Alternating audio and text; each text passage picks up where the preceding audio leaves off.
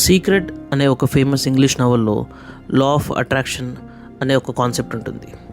దాని ప్రకారం మనం ఏదైనా ఒక విషయాన్ని పూర్తి ఏకాగ్రతతో చిత్తశుద్ధితో కోరుకుంటే ఈ యూనివర్సే అది మీ దరికి చేరుస్తుందని. కానీ ఫ్యాక్ట్ ఏంటంటే అది అవ్వదమ్మా.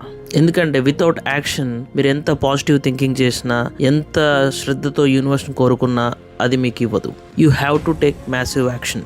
అనుకున్నవన్నీ అయ్యే పని అయితే నేను ఎప్పుడూ అంబానీ అయ్యేవాడిని, అంతేకాని ఈ జ్ఞానాన్ని ప్రసాదంలా మీ అందరికీ పంచిపెట్టేవాడిని కాదు. సో ఏం చేద్దామంటారు మరి? I will tell you the law which is needed to get where you want to be. That is the law of affection. Affection కాదు, ఎఫెక్షన్. మీరు ఎంతమందిని అయితే ఎఫెక్ట్ చేయగలుగుతారో మీలో ఉన్న టాలెంట్ తోటి, అది మీరు క్రియేట్ చేయగలిగే వాల్యూ.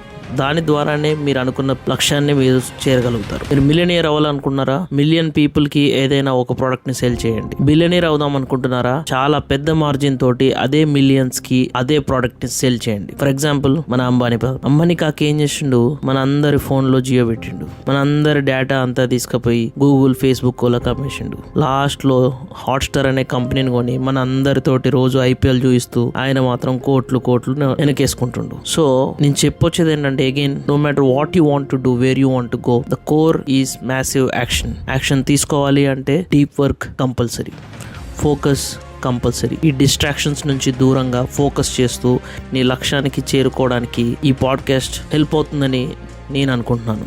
అందుకే ప్రేక్షకుల కోరిక మీదకు పార్ట్ 2 స్టార్ట్ చేయడం జరుగుతుంది. లైట్ తీసుకునే వాళ్ళు నేను ముందే చెప్పినట్టు స్కిప్ కొట్టి ఐపీఎల్ ఎంజాయ్ చేయండి, అంబానీని గెలిపేయండి. మీరు గెలవాలనుకుంటే మాత్రం పాడ్కాస్ట్ ని కేర్ఫుల్ గా విని యాక్షన్ తీసుకోండి. నేను మీ నారా సింహ.